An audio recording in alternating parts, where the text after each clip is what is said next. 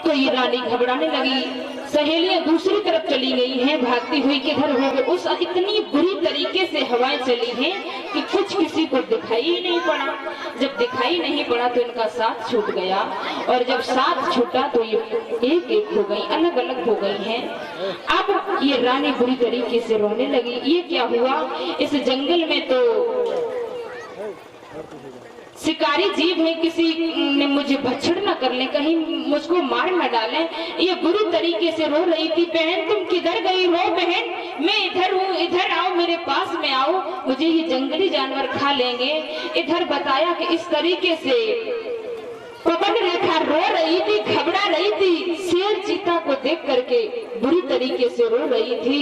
उसी समय पर उसी बगीचे में एक दुर्मिलिक नामक राक्षस का आना हुआ। उसने वहां पर कपट किया। कपट में क्या किया कि महाराज उग्रसेन का रूप रखा। उग्रसेन का रूप रख करके पवन रेखा के सामने आया। हाँ छोड़ दो। पवन रेखा के सामने आया, बोली अरे अरे देवी घबरा रही हो तुम, पागल हो गई हो। मैं जानता था कि इतनी बुरी तरीके से आंधी आई है, इतनी हवाएं तेज चल रही हैं, मेरी रानी घबराती होगी। देखो मैं तुम्हारे लिए तुरंत राज दरबार को छोड़ करके तुम्हारे पास में आ गए हैं। भैया रानी आज नहीं समझ पाई कि ये मेरे पति हैं या ये राक्षस मेरे पति का भेष बना करके आया है। बताया है उग्रसेन का रूप धर दुर्मिलिक नामिनी, रानी के निकट सकल का काम बाकी